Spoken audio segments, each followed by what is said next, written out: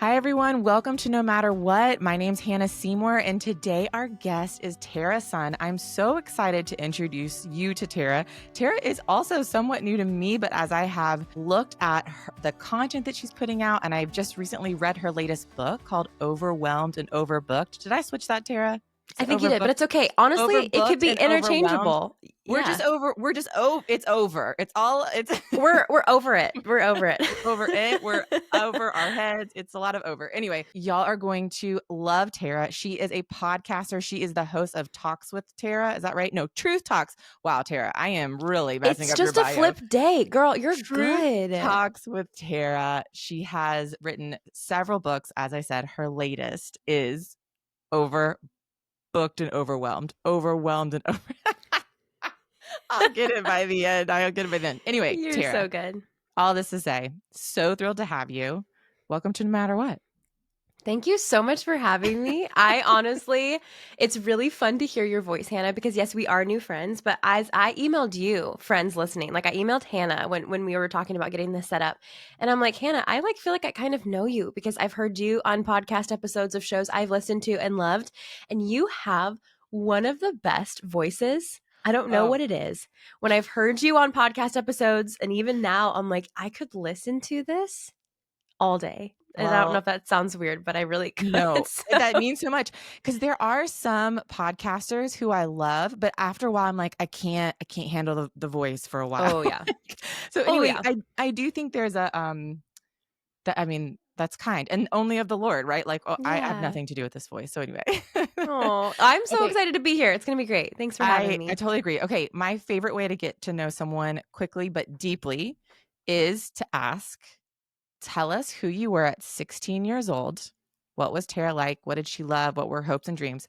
And then if we put 16-year-old Tara in a time machine and she got to show up in your house today, she's going to meet Michael, your two kids, see what you do. What would she think about this life that you're living? That's a crazy awesome question. Never been asked that. 16-year-old Tara was in high school. 16-year-old Tara was honestly very rebellious and genuinely not very close to the Lord. That was a very rocky but transformative time in my life.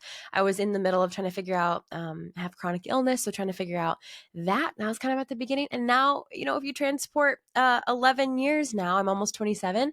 I've been married to my high school sweetheart. We have a 3.5 and a almost 10-month-old boy, 2 boys, little boys, writing books, podcasting. The house is messy. Dishes are overflowing. Laundry lives on my couch, but there is so much joy in this house. And I honestly never thought, maybe we get into it, I never thought that I would be doing what I'm doing and be able to be so present in my home too, which is such a gift. It's such a gift. So did 16-year-old know Michael? Yes. Actually, we knew each other, but we didn't start dating until 17. Okay. We had classes together, but there was nothing going on, I think, at that point. So she probably wouldn't be shocked that you married Michael. No? Maybe, maybe a little bit. But it wouldn't be like he was a complete stranger, right? Like he was in the circle, And would she be shocked that you are writing, Jesus-centric books and your outpouring of your work is all about Jesus and helping women? Yeah. Oh, yes. She would absolutely be shocked. So I grew up in a Christian household and known the Lord my whole life, but I was always like, vocational ministry, not for me, or, any kind of ministry except for volunteering on a Sunday, not for me. And so, she would be really shocked by that. But also she'd be shocked because she thought she was going to be a nurse or a PA or something like that. And so to be where I am now, not doing anything near that, and then being able to work from home instead of at a hospital, crazy. So crazy. And you said that you would be surprised you were doing all of that and yet still so present with your family, I'm assuming. So tell me more about that. Yeah. Well, I think I had all these big aspirational dreams. I've always been so type A, very honestly controlling of my life and my schedule. And that's why I wrote my first book called Surrender Your Story, about how really I live a lot of my life out of this control, this death grip on my life. And the Lord taught me to really release that in surrender. But I think I would be super surprised because I just had this thing in my mind that life was going to be the way that it was.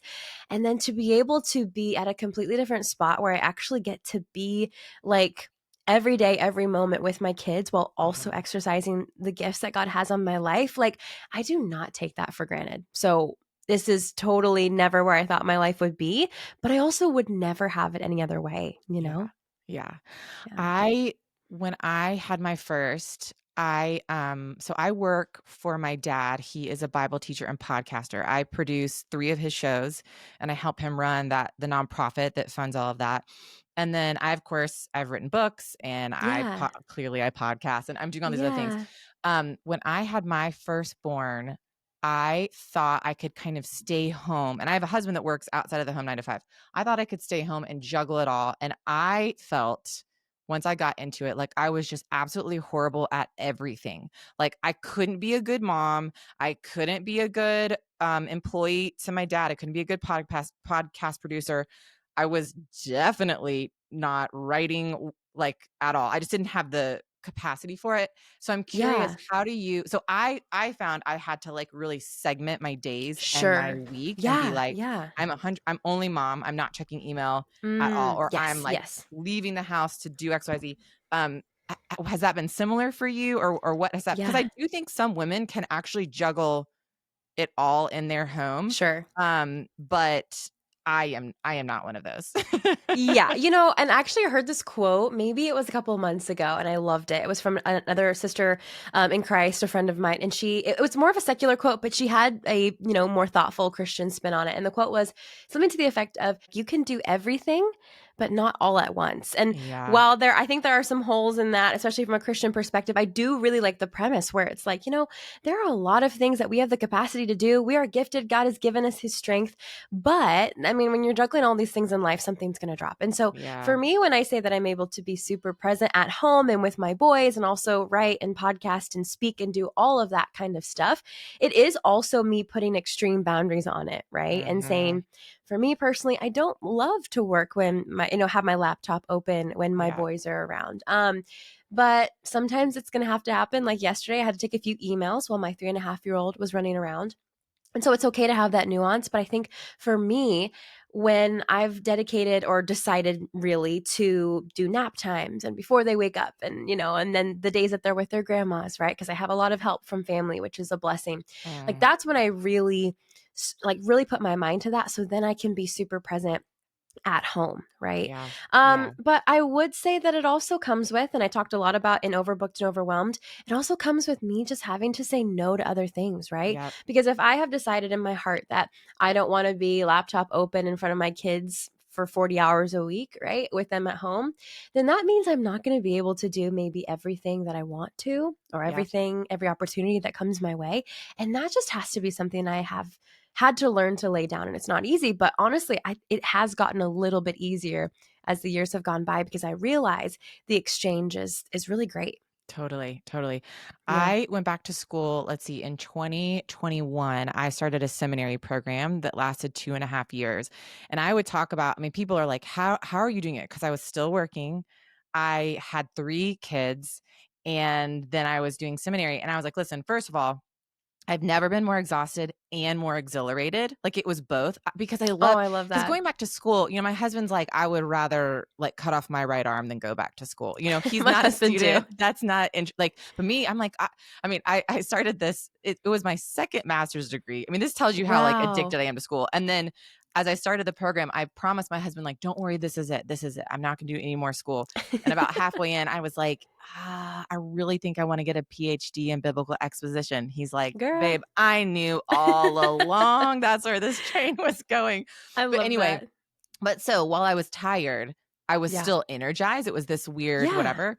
Um, but I would tell people like I am saying no to literally everything. I'm saying Yeah. no to good, great things that my heart like would leap to say yes to, but Yeah. but I have to say no to all of it because I have to be so like singularly focused on essentially Yeah. these like 3 things, which is my family, Yeah. my job and seminary, and like that's all I can do. And Right. there was a little give during that 2.5 years, but for the most part, I think looking back now, I'm like, man, I'm so grateful for that season because I really did learn how to say no to things that I really wanted to say yes to. Again, good Yeah. things, but it's Right. like, no, because I can't, if I say yes to this, I'm saying no to something else within these three Absolutely. categories right now. And I Yep. I can't. I mean, my family is my number one priority. I have a job that I need to do well.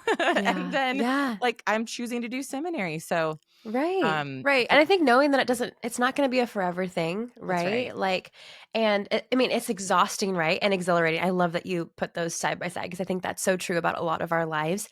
But I think there has to be like this perseverance, and we see that through scripture as well. But there has to be this perseverance and like, hey, like this might feel like a grind for a while, right? Like, and not everything that God calls us to is going to feel like it's like mega, like I can nap every day, make sure I Yeah. get a nap in and Yeah. like just super zen or whatever you want to Yeah. say. But like just knowing that like there is a purpose to the season, there is a finish line and not necessarily in a bad way, but just knowing that like God has you here for a reason. He's going to give you the capacity for it, but also just praying for that wisdom. In the book, in one of the chapters, I talk about Nehemiah. He's one of my absolute favorite Mhm. stories and examples in scripture in the Old Testament specifically. And in his life, I am so inspired by not only how laser focused he was on the job that God had set before him to rebuild the walls. First of all, he loved God. Second of all, he knew exactly what he was called to do, right? So we can take that on as an example, loving Yeah. God and just knowing our purpose. Yeah. And that helped him stay focused so that when Yeah. opposition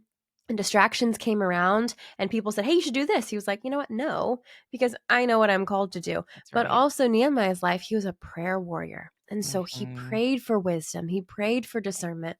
And that's what I want too in those seasons where I'm like, Mhm. Lord, give me the wisdom and discernment to say yes or no to this decision to ultimately glorify you. Yeah. But also like sometimes I think sometimes my no's and even sometimes my yeses, Hannah, can be selfish. Like, are they Mhm. selfish because I want this opportunity to increase my name? Or Yeah. do Yeah. I want to look good to the world because I'm doing so much or whatever Yeah. it is, right? Yeah. And so just I think the wisdom part is something we miss so much in the conversation because we think, well, it's a good opportunity. So of course God would be in it, Right. but not necessarily, right? Right, right. I remember, I was in high school and I was facing a pretty big, potentially life-altering decision, and I was really wrestling with it, and my dad was like, "Hannah, a lot of times life is not the, like, right or wrong decision or the good or bad decision. A lot of times it's a good decision and a better decision, or a Yeah. good decision and the best decision."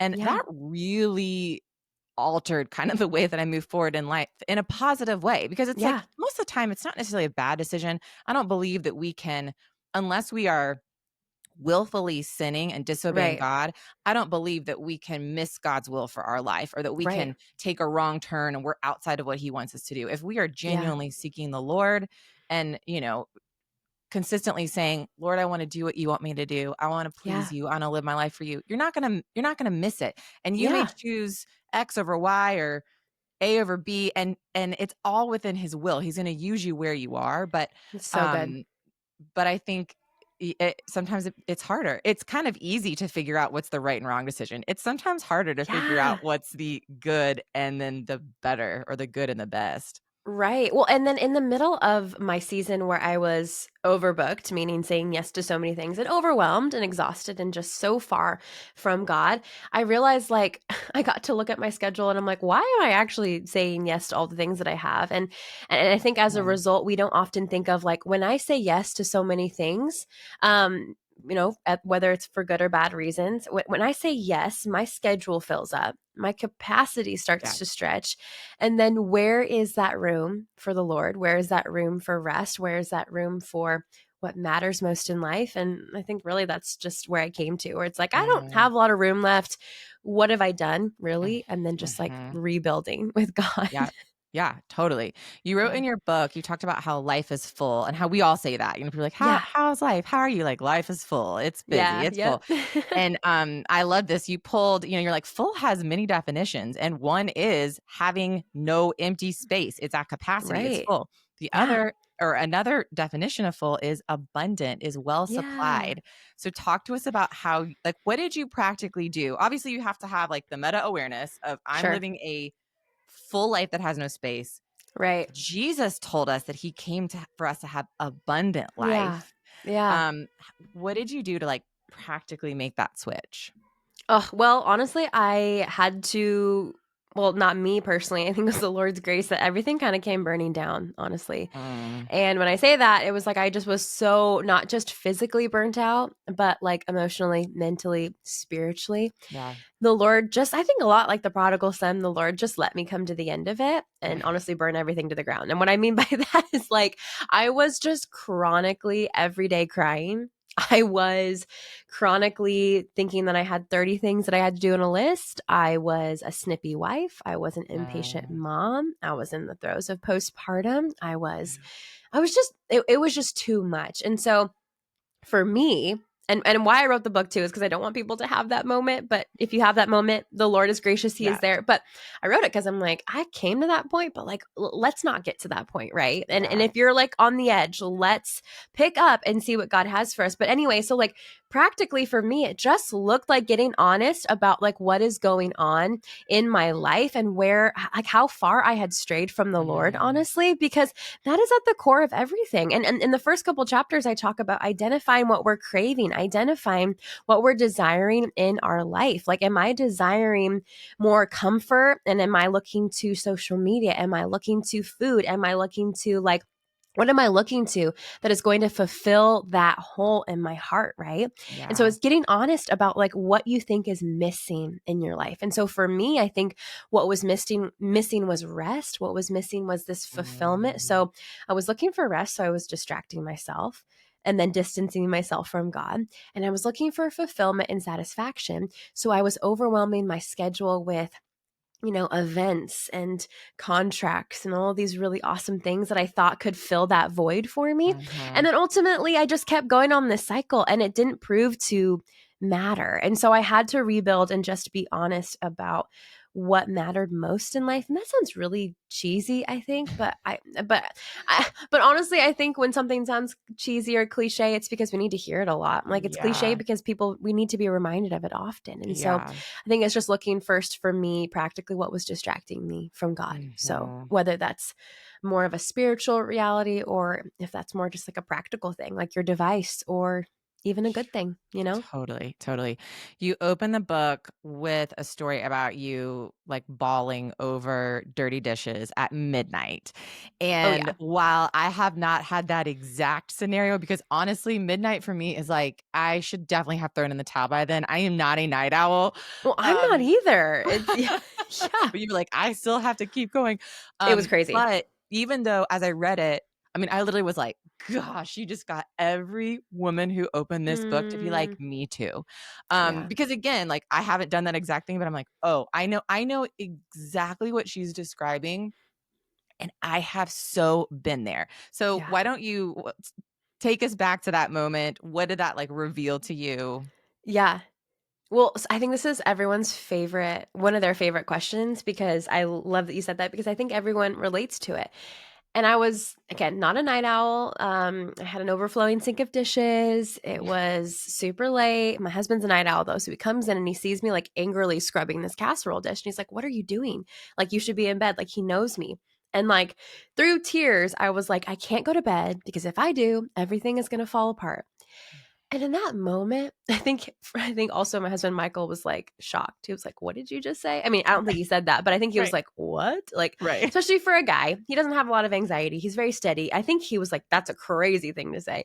But then for the first time, I kind of realized, wow, that was a crazy thing to say. And I Mm, think it just spoke to the heart of a lot of women who think like, and honestly, let's just talk about the fact that like we feel the pressure to keep everything together, not necessarily from a bad place. It's because we have been given a lot of mm, awesome things and our intentions are mostly really good. Like yeah. we want to serve our little people in our house. Yeah. We want to serve Yeah. our husband. We want to be a good friend. We want to, wear the hats and do everything with excellence. Like we want to do that. We want to give glory to the Lord. Yeah. But it starts to kind of like shift into this place of like well intentions into like this self reliance. And that's where I was at, Hannah, where I was like, you know what? Yep. God has given me all the stuff on my lap, but like I have to fulfill it. And if I don't, then like all these little puzzle pieces are going to fall out of alignment. And then like everything is going to like, if I don't get the dishes done, then like my son's not going to nap tomorrow. And then if my son doesn't nap tomorrow, then like I can't get, like you just start doing this like Yeah. mental Jenga in your Yes. mind. And it really just shows that we're relying on ourselves to fulfill it. And that just Mhm. became a constant cycle for me in my life. Yes, yes. I also remember coming to a place where I was like, "Okay, Lord, I need to be better at asking for help." Yeah. Some of that is, like, just from my husband of being like, "Hey, can you XYZ for me?" You know what I mean? Just, like, really little things. But also, I feel like no matter what, listeners are probably tired of hearing me say this, but one thing that I think about a lot, I think just because it changed my life, is this idea that spiritual maturity isn't seen in our independency and ability to like Yeah. do it all well. It's actually, I think it's seen in our greater dependency on God. Right. Like God's not trying to launch independent adults. We're his Right. children and he wants us to be like clinging onto his leg as he moves Yeah. around. You know what I mean? Like how a toddler Yeah. like holds onto your leg as you walk around your house. Like that's what God is trying to Mm. cultivate in us, a dependency that we can't even fathom ever doing anything without him. But I Right. think so much of my life growing up in the church, it was like, no, a mature Christian like walks tall and well and they don't stumble and they don't fall and they can do it. Like there's Yeah. fruit and they're patient and they're kind and they're like Hmm. it all looks like they've got it together. And really, it's like, no, no, no. It's just greater awareness and greater dependency on Christ. Okay. So I say all that to say, Yeah. Yeah. I think I came to this place where I was like, okay, Lord, I need you literally in every hour, every minute of my day. The problem is, like, I actually need you to fold this laundry for me, and you are not here in bodily form to do that. Like, someone has to fold the laundry, someone has to do the dishes. These things, yes, you can have a sink overflowing with dishes. We all do. The laundry, the endless loads of laundry, but like, it does have to all get done at some point in some way. And I mean, truly, I was having conversations with the Lord, like, I just actually need you to like be here to like Yeah. do this. I'm only one person. Yeah. And what was interesting, and I don't want this to sound over spiritual, but what I realized was that when I used to fold laundry, I would watch a show on TV that my husband would never watch with me. So it Yeah. would be like something stupid or Yeah. just whatever that like Yeah. he would never want to sit down. Like I would use that as kind of a guilty pleasure while I'm folding laundry. Well, it dawned on me one day, like that, to your point, you talk about distractions a lot in the book, and you just Yeah. mentioned it too. But I realized like that is not feeding my soul. It's not giving me rest or connect. Hmm. I've joked saying, Jesus, I want you to fold my laundry, but he actually is present with me. Oh, And I yeah. could Yeah. use that time to connect with him. And I mean, sometimes I might listen to a podcast, like a Christian podcast Yeah. or something, but most of the time now, I use my laundry folding as time to just pray and talk to the Right. Lord. And Right. in the beginning, it was a hard switch. I will not Yep. lie. Like, I Yep. missed my TV shows. I liked that, like, guilty pleasure. It numbed my mind. It Yeah. whatever. Um, but now, like, I don't think you could convince me to go back to watching a TV show while I fold Hmm. laundry because even though my hands are busy and I'm Yeah. doing something, like, I actually find rest and my soul is fed because I'm just cognizant of the fact that, like, the Lord is with me and he's here to talk Right. to me right now. And no, he cannot physically Right. fold this laundry, but he wants me to be in fellowship with him while I do it. Okay, I So wanna good. totally change the channel because you wrote about Mary and Martha in Yes. Overbooked and Overwhelmed, and I have heard 800 sermons on Mary and Martha, Sure. and every Yeah. time I'm always like, "I feel like we're just still missing something." I don't know what it is. Like, I think over the years, people have gotten less like, they don't shame Martha as much Yeah. anymore, and I appreciate that, but, Right. like, when I read your, summary and teaching from it, I was like, I don't think I have ever heard anyone say this. So I Oh. would love for you to unpack that story for us, and then we'll talk about it some.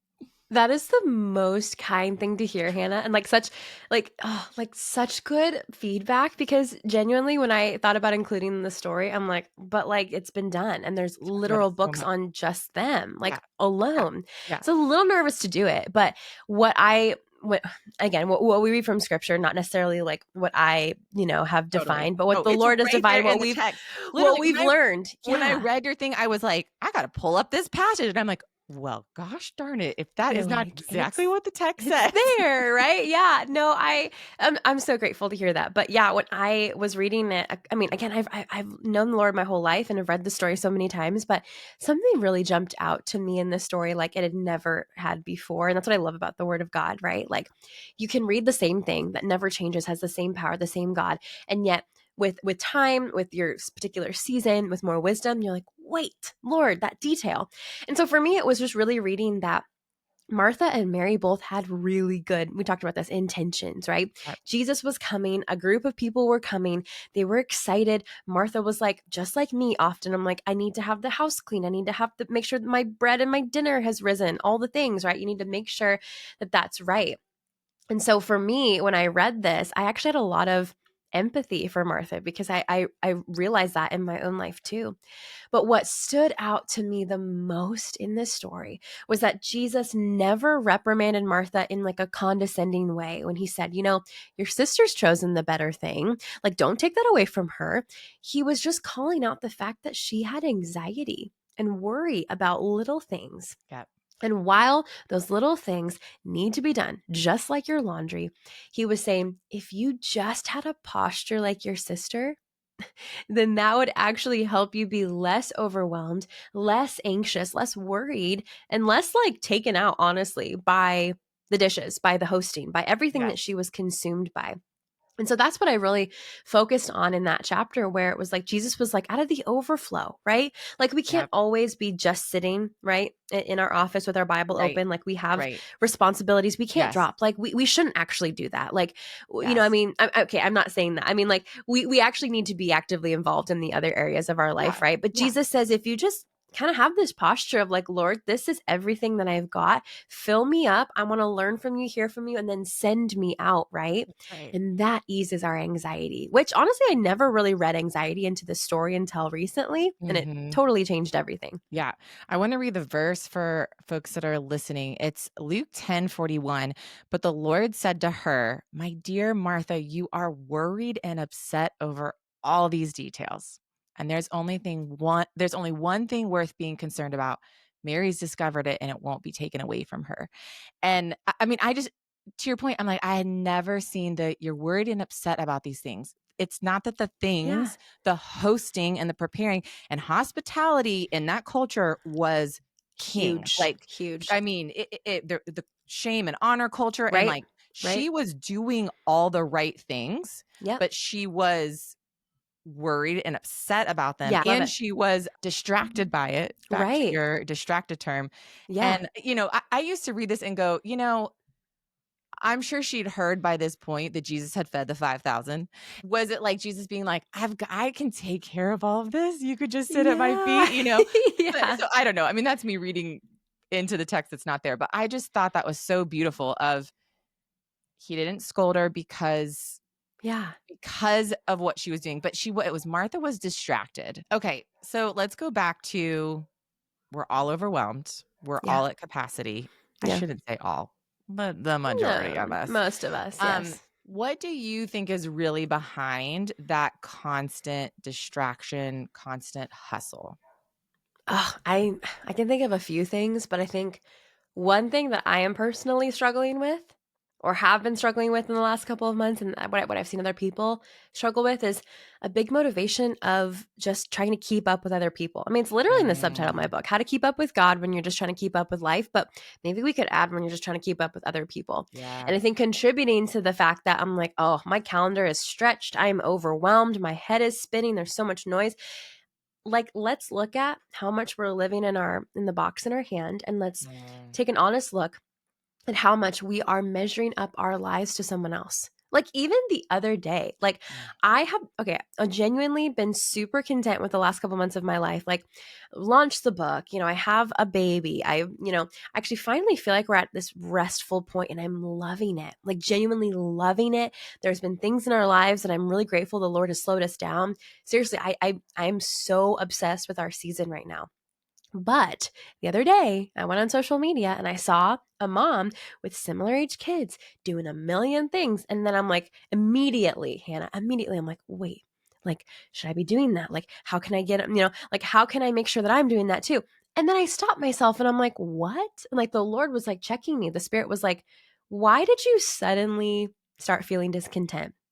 And it's Mm, because I was looking somewhere else. And so mm, we could go a million different ways, and we do in the book too. But I think even just right now, talking about the fact that like we are overwhelmed by the noise because we are allowing so much noise, not from social media, but also just from other people in our lives to say, like, well, I should be doing that much to have purpose, and I should yeah. be having the same schedule, or they're in the same season as me. How come I don't have the same capacity as them?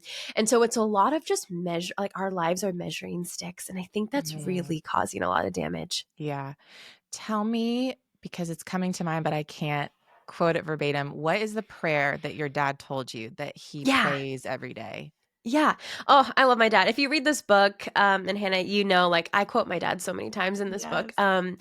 But yeah, my dad and then my mom too. But my dad has always taught my brother and I, he's like, I'm a simple farmer. And he's like, I've never gone to Bible school, but he's known the Lord for his whole, like basically his whole life. And he just really knows the Lord without Mm. any, biblical studies under his belt, like formally, right? Yeah, And so yeah. he'll say that to you, but he's one of the just wisest men Yep, in the Lord that yep. I've met. And he says, you know what? Every day I just wake up and pray, Jesus, I love you, and I'm gonna follow you today.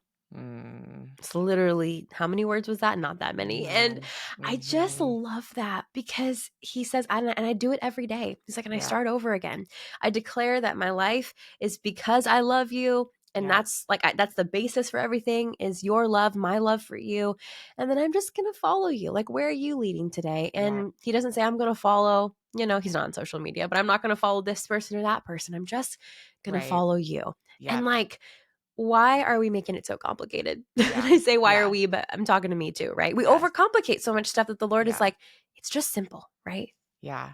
Yeah. I wonder sometimes if we just think or thought that, well, we all want to have impact, right? We all want our lives to matter. And that can be rooted in a selfish place, but it can be rooted in a godly place of like, I want my life to matter for the kingdom. I don't want to get to heaven and the Lord be like, girl, you really wasted that opportunity. It's like, Yeah, I- yeah, so, but then I think what happens is we can either be doing all these things and working for the Lord, trying to win his love, his approval, his affection, or just feel like we're doing something that matters versus resting in what he's given us and just daily yeah. going, hey, Lord, I want to be a good steward of what you've given me Right, today. And I right. think too, sometimes I get too much in my head of like thinking long term my whole life, like I want to be a good steward of all these things. And it's like, don't even worry about tomorrow. Oh, Yeah, hi, Jesus yeah. said that to us, didn't he? Don't even worry about Mm-hmm. tomorrow.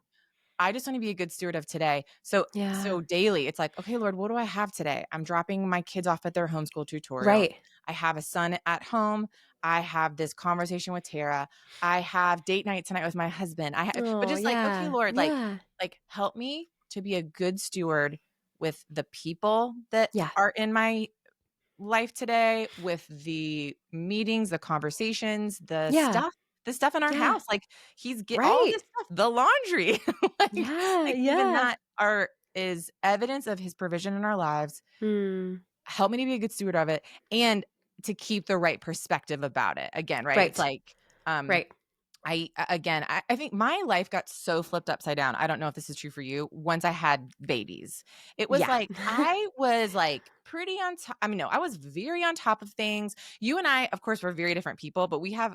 I mean, as I was reading your book, I'm like, we are the same person. I love it. Not, I but love it. like Yeah. lots of crossover. Yeah. But it's like, and I mean, I had a robust Mm. spiritual discipline rhythms throughout, and Yeah. like having a baby like wrecked everything for me, Oh, not totally. only in spiritual disciplines and rhythms, but just like all of life. Like, how do I do all these things? Yeah. I'm a different person, Yeah. whatever. Okay, let's just change the channel because I totally just lost my train of thought. I first of all, when did Overbooked and Overwhelmed come out?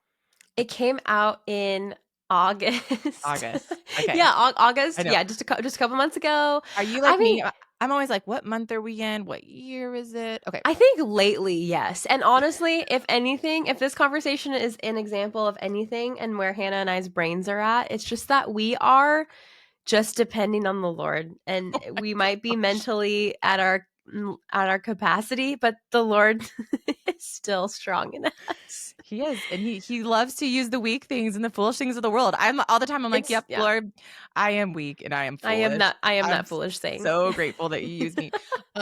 Okay, so your book came out in August. I have a Yeah. book coming out in February, and Yes. this book my first book was for college girls. It was advice to college girls, a very different experience for me. Writing this book that comes out in February, I'm not exaggerating. I feel like it changed my life.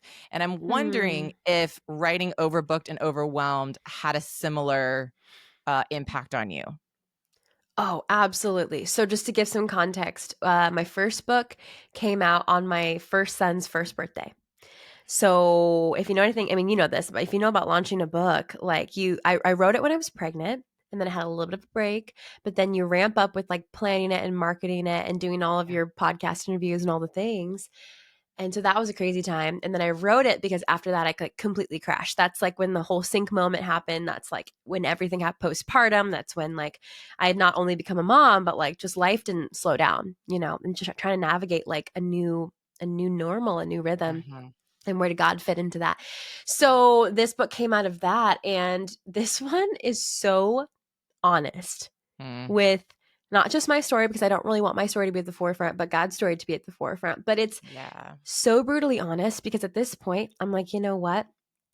It changed everything for me. I'm not perfect in this. I still have my days where I'm crying and my husband's like, "Tara, remember what you wrote." Like, remember what God said. Yes. But Yes. this totally changed my life. And in one of the biggest ways, too, probably is the way that I rest. And again, I mean, read the Yeah. book, but like, rest isn't just a nap. Rest isn't just like saying, "Hey, I'm going to take off a day of work." It's really a posture of remembering who God is. It's depending on Him. Yeah. It's trusting Him to provide and be all that He says He is. And I have never felt like that's more a part of my regular life than it is Mm. now over the last year. Mhm. And but it took a while. Yeah. But this book like wrecked me like in so many ways, and I feel like I like grew up at another level with the Lord in this book because, like I said at the beginning, I had to start once everything Yeah. came crashing down. Yeah. Yeah. Yeah. Okay, for the friend who's listening right now that is like, yes, I am overbooked and overwhelmed, and I was sobbing over the dirty dishes at midnight last night. I'm going to say you need to get this book ASAP and just read like a Yes. page at a time. Don't Yeah, yeah. like a lot of my book is looking at the science of habit formation and then how to So apply good. that to spiritual disciplines. And the So good. science of habit formation, and you put this in your last chapter, it Yeah. starts small. We start Yeah. so small to where you can literally accomplish something in like 30 seconds to 2 minutes. Wow. So buy this book and don't say I'm going to read this whole thing in a week or I'm going to read a chapter a night, or like Yep. start small. Consistency. We're trying to create the habit of showing up, Right? not a habit of reading a chapter a day. Yeah. But so that's my advice to them. But what is So your good. what's a small, easy first step for them? Yeah. They're Hmm. they're drowning. Yeah. Okay. This might be hard to hear, but I would say take a very honest look at whether you have a physical planner or in your phone or honestly just even in your head. And I want you to be honest of what you think on that calendar, on that schedule is a priority. Mm, Because for me, a couple years ago, I would tell you that there were 20 priorities. mhm. And I'm not just talking like change the laundry from the dryer to the couch Yeah, or the washer to the dryer. yeah. Like I'm talking like big things, right? Like do this work project or turn in this or, take my kids to this lesson. Like a bigger commitment, right? Mhm. Like and if we start to see a million of those things as like a priority and a non-negotiable, we're going to overwhelm ourselves. And so I would encourage you to kind of parse that down and think about like maybe what are 3 to 5 things that are the most important. And again, I'm Mhm. not saying don't do your laundry. I'm not saying don't make the food. I'm not saying don't go work out. Take your time for yourself. Please do if you can. But like just be gracious with yourself in your margin because the Lord gives you so much grace. Like Yeah. I don't know why we don't give ourselves slack when we are given the most grace from the Lord.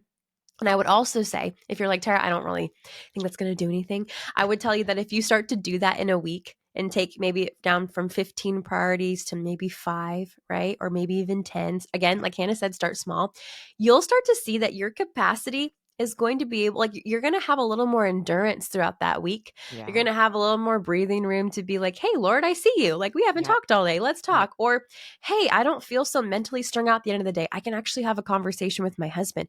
When we are not piling everything on the front and Yep. then burning ourselves out. And so practically just look at what you are expecting yourself to do in the day and asking yourself if that's from grace or if that's just from a sense of legalism or self-sufficiency. And then just try to maybe take a few things out. Take it, push those to tomorrow or the next day and just see what happens. I think you're going to like what happens.